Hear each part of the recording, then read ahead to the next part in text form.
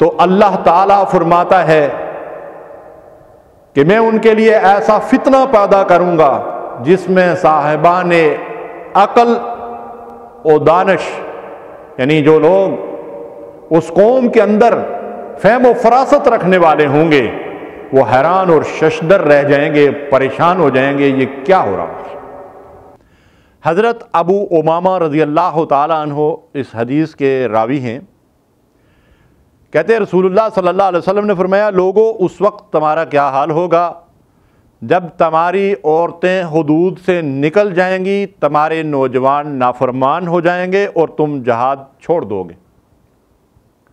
آج ہمیں ہر طرف یہی نظر آتا ہے کہ عورتوں کی اکثریت اور مسلمان عورتوں کی اکثریت اللہ کی حدود سے تجاوز کرتی جا رہی ہے، شرم و حیا کی چادر انہوں نے اتار کر پھینک دی ہے، اور نوجوان باغی اور نافرمان ہوتے جا رہے ہیں۔ مغربی تہذیب کا غلبہ ہے، اور جہاں تک جہاد چھوڑنے کا تعلق ہے تو اس سے تو کسی حد تک پوری امت ہی دستبردار ہو چکی ہے۔ جب اللہ کے نبی صلی اللہ علیہ وسلم نے ان تین چیزوں کی نشاندہی کی تو صحابہ کرام کو رونگٹے کھڑے ہو گئے۔ انہوں نے عرض کیا، یا رسول اللہ صلی اللہ علیہ وسلم، کیا اس امت کے درمیان ایسا بھی ہونے والا ہے؟ تو اللہ کے نبی صلی اللہ علیہ وسلم نے فرمایا، اس ذات کی قسم جس کے قبضہ قدرت میں میری جان ہے، اس سے بھی بڑھ کر ہوگا۔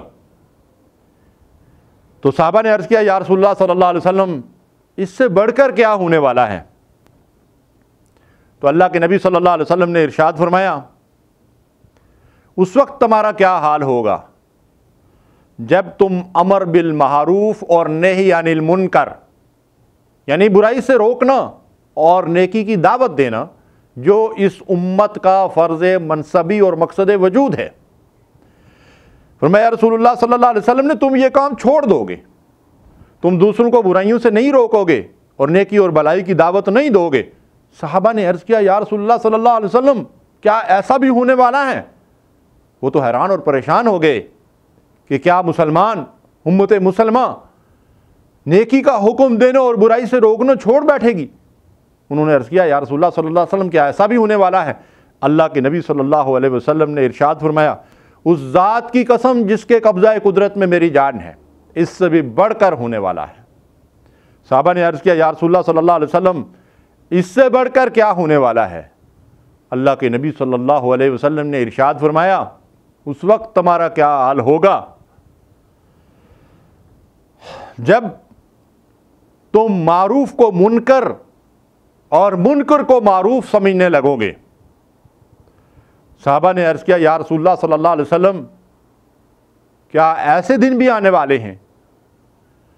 کیا اتنا زوال بھی ہمارے اوپر آ جائے گا کہ ہم معروف کو منکر اور منکر کو معروف سمجھنے لگیں، یعنی لوگ نیکی کو برائی اور برائی کو نیکی سمجھنے لگیں؟ تو اللہ کے نبی صلی اللہ علیہ وسلم نے ارشاد فرمایا، مجھے اس ذات کی قسم جس کے قبضہ قدرت میں میری جان ہے، جب ایسا ہوگا تو اللہ تعالیٰ فرماتا ہے کہ میں ان کے لیے ایسا فتنہ پیدا کروں گا جس میں صاحبان عقل و دانش، یعنی جو لوگ اس قوم کے اندر فہم و فراست رکھنے والے ہوں گے، وہ حیران اور ششدر رہ جائیں گے، پریشان ہو جائیں گے، یہ کیا ہو رہا ہے۔ ناظرین محترم، اللہ کے نبی صلی اللہ علیہ وسلم نے جو نقشہ کھینچا ہے، آج ہمارے ملک کے اندر بالخصوص اور پوری دنیا میں بالعموم مسلمانوں کی صورتحال تھوڑے بہت فرق کے ساتھ پوری دنیا میں ایسی ہی ہے۔ ہم نافرمانیوں کی طرف جا رہے ہیں، نیکی اور بلائی کی دعوت دینے کے بجائے سر عام برائیاں کی جا رہی ہیں۔ ان برائیوں سے روکنے اور ٹوکنے والا کوئی نہیں، اور اگر کوئی روکنے اور ٹوکنے والا ہے تو کوئی اس کی بات سننے کے لیے اور اس پر کان دھرنے کے لیے تیار نہیں۔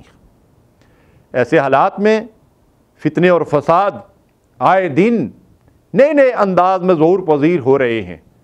ان فتنوں سے نجات کا راستہ یہی ہے کہ ہم اپنی اصل کی طرف رجوع کریں اور بحیثیت امت جو ہمارا فرض منصبی ہے انفرادی اور اجتماعی زندگیوں میں اس سے سبق دوش ہونے کی کوشش کریں، اور وہ یہ ہے کہ خود بھی نیک بنیں، دوسروں کو بھی نیکی کی طرف بلائیں، خود بھی برائیوں سے اجتناب کریں، دوسروں کو بھی برائیوں سے بچانے کی کوشش کریں۔ وما علینا الا البلاغ المبین۔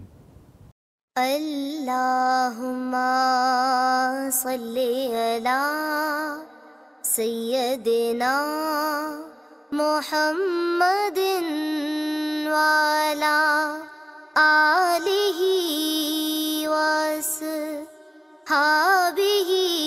وسلم۔ اللہم صلی علی سیدنا محمد